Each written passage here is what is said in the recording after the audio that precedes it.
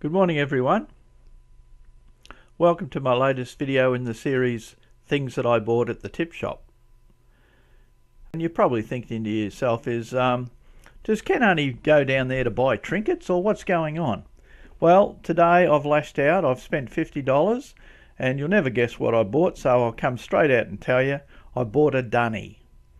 So this video is about picking up the Dunny and transporting it down to Phillip Island, and that's where I'll be doing a little bit of work on it just to get it into a saleable condition. All it needs is a bit of a tidy up and knock a few dents out of it, and I should be able to sell it for a tidy profit. Okay, let the video begin. About to arrive at my in-laws' place and see if I can borrow the trailer. Here's my in-laws' place coming up on the right here. I'll drive in and see how I go. Looks like no one's home. Well, this is my father-in-law Roman approaching. Now, I don't know if he's upset that I've parked in his driveway, but I've got to go straight out. It's not a problem. It's not a problem, all right. Well, the reason I'm here, Roman, yes, Leanne tells me you may have had your trailer returned by your nephew. Yes. May I borrow your trailer? Yes. Would you like to know why I need a trailer?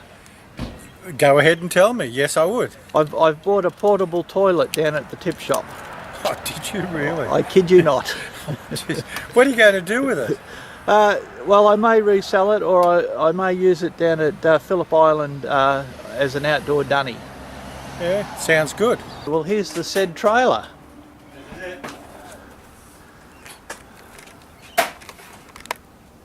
And there should be a handle in there. Yes, that handle will be important for you in case you get a flat, because there's a spare underneath.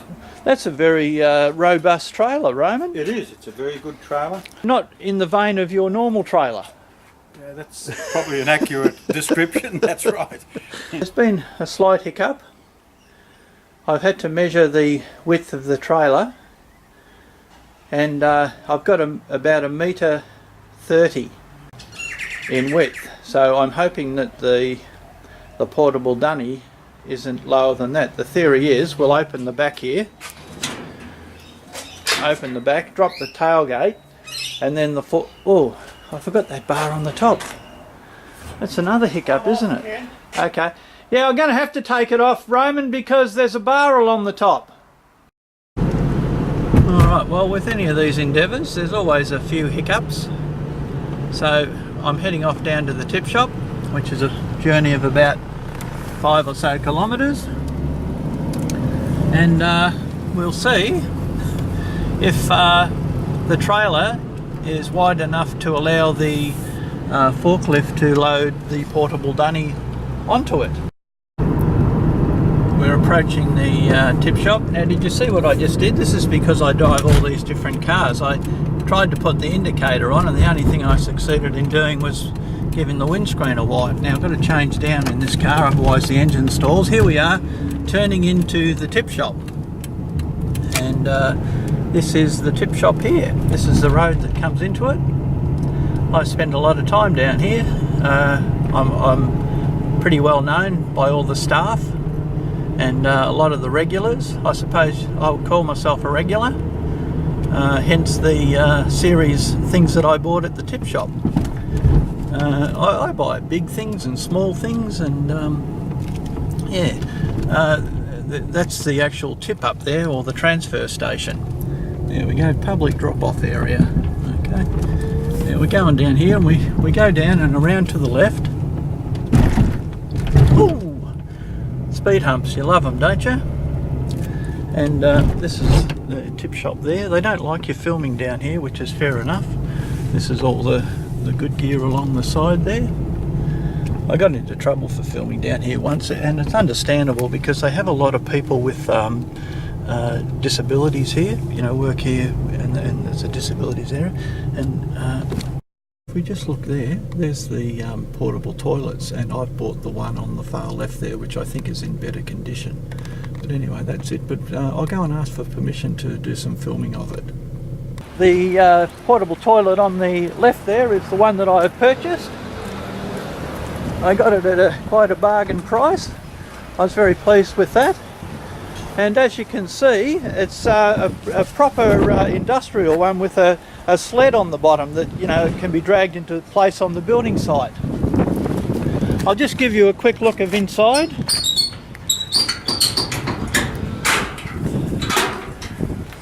And she's pretty dusty, and some of the panels are a bit dented. It has been emptied out, which is always a bonus. And you know, you've got the hand pump, and you've got the water pump, which as you can see is actually working, which is always a bonus, isn't it? Okay, well that's about it. As you can see, we've disconnected the cage from the top of the trailer, and as it turns out, with the cage removed, we have 1.2 metres, so that gives us a bigger margin for error. So all I need to do now is connect up the trailer lights. Off we go to the tip shop. There's a man enjoying his morning. Put on my indicators and off we go. Whoops, bang bang. We just take it slowly at the start just to make sure that everything's going okay. I've got plenty of ropes, I've got the trailer, and I've got plenty of space to load it on, so it should all be good. Alright, ladies and gentlemen, there we go. She's on the trailer.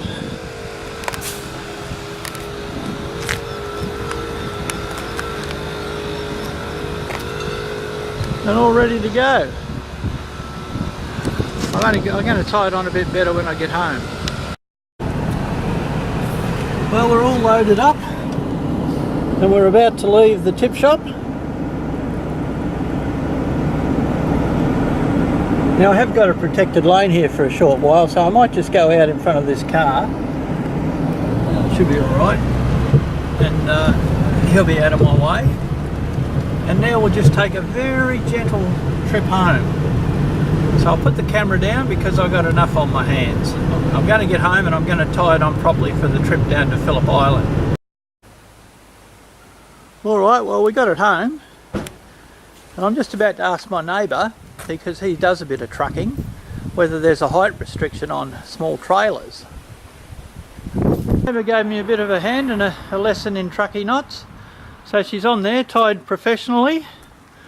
I've left all my ropes on as well, so it should be okay. So I'll just take a nice easy trip down to the island, and we'll probably drop the trailer and everything off down there, I'd say.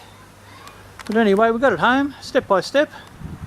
Now we've got about an hour and a half drive, maybe longer today because I have to take it nice and slow. Okay, I say okay a lot, don't I? Well, we're on the road. I usually fill up with gas at the servo there, but I've got enough to get down there at least. It's about an hour and a half journey at highway speeds. I'll only be doing 80 kilometres an hour just to be safe. Better safe than sorry. The speed limit of course is 100, but I'm just going to take it nice and slow and stop on a couple of occasions just to check the load. Hopefully our friend the police won't pull me over for any reason. I think I'm doing the right thing, but I don't really know the regulations, so I'm just hoping that everything goes smoothly. I might take some more video when I cross the bridge at Phillip Island. Well, we're a little bit further on down the road, and it's all going quite well. We're sort of sitting on about 90 kilometres an hour. I'm letting the other traffic go past and so forth, but it's all going well. We're just sort of getting up to about the Lang Lang turn-off. You wouldn't believe it. Just as I ended the last little clip, we got passed by a Dunny hire truck. So what are the chances of that happening? Not the one in front, the one in front of the one in front. And we can't really see him anymore, but as we come around the bend, if I zoom up as far as I can,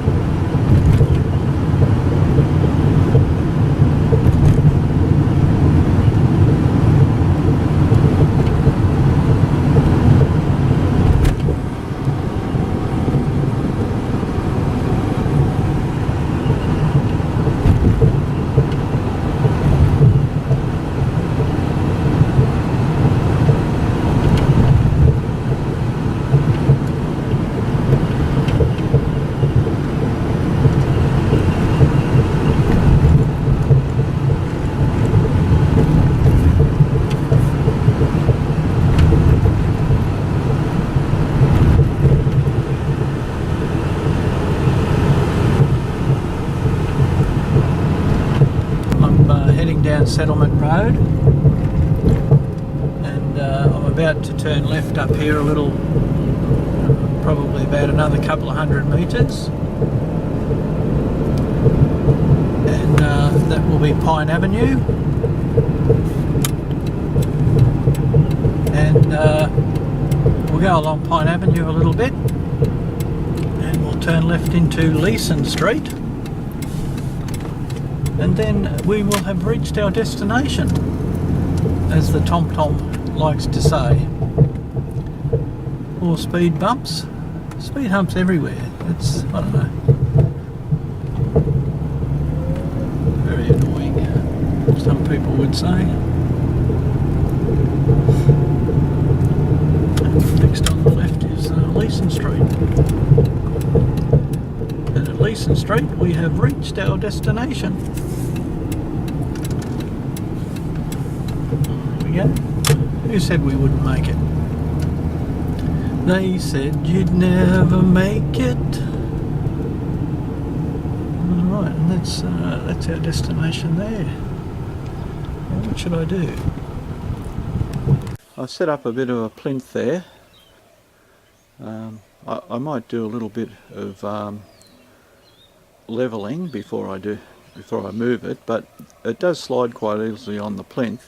And the theory, I've consolidated the whole lot there by putting in some Tex screws. So when I try to drag the toilet onto the plinth there, you'll notice that I should have room in the front and the behind, once the trailer's out of the way, to actually work on the toilet, clean it out and do some minor repairs. So what I'm planning to do, I hope it all works out okay, is just connect a piece of rope between the loops there, that one on that side and that one on that side, and just drag it towards where I'm standing now. Okay, well, my plan worked unbelievably well. I was able to slide it off without any trouble at all. As you can see, it's got the skids on the bottom. They're a brilliant idea. And that's my rope that, as I said, I was going to do. Let's have a look inside now. There we go. Everything's complete. That's your little water bung there. And the toilet and the pole and so forth. There's a little bit of repairs to be done on it, but I should be able to get this back into really good working condition.